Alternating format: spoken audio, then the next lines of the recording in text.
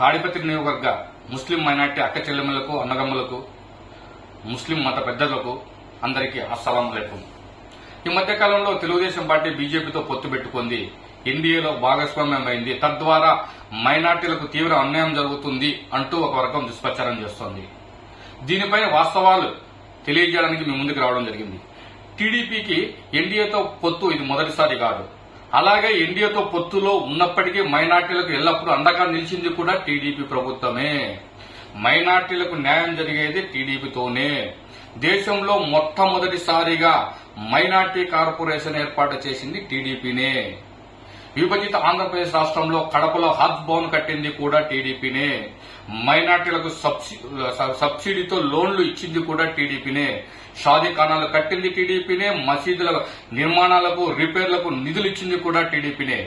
వక్ఫ్ board ఆస్తుల పరిరక్షణ కోసం ప్రత్యేక చట్టం తీసుకొచ్చింది కూడా టీడీపీనే. ముస్లిం ఆడబిడ్డల పెళ్లి కోసం సాయం చేసే పథకం తీసుకొచ్చింది కూడా టీడీపీనే. ఇమాం మోజంలకు శాలరీ ఇచ్చే పథకం తీసుకొచ్చింది కూడా టీడీపీనే.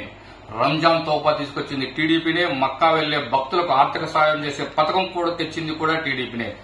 మైనార్టీల రిజర్వేషన్లకు సుప్రీంకోర్టులో ప్రమాదం వస్తే దేశంలో అత్యున్నత న్యాయ బృందాన్ని పెట్టి రిజర్వేషన్లు నిలబెట్టింది టీడీపీనే. ఇది గర్వంగా బల్లగుద్ది చెప్పుకోవచ్చు. మైనార్టీల రిజర్వేషన్లకు సుప్రీంకోర్టులో ప్రమాదం వస్తే దేశంలో అత్యున్నత న్యాయ బృందాన్ని పెట్టి రిజర్వేషన్లు నిలబెట్టింది టీడీపీనే. ఓట్లు, సీట్లు, పదవుల కోసం నాటి కాంగ్రెస్ నాయకులు హైదరాబాద్ లో గొడవలు సృష్టిస్తే మత సామరస్యం నింపి హైదరాబాద్ ను ప్రపంచంలో పోటీ పడేలా అభివృద్ధి చేసుకొచ్చింది కూడా టీడీపీనే. కేవలం బీజేపీతో పొత్తు పెట్టుకుందన్న ఏకైక కారణంతో టీడీపీని దూరం పెట్టడం, టీడీపీపై విమర్శలు చేయడం అంటే పాలిచ్చే ఆవును వదులుకున్నట్లే. బీజేపీతో పొత్తు కేవలం రాష్ట్ర ప్రయోజనాల కోసమే అన్న విషయం ప్రతి ఒక్కరూ గమనించాలని ఈ సందర్భంగా తెలియజేస్తున్నాను. అందరికీ ధన్యవాదాలు.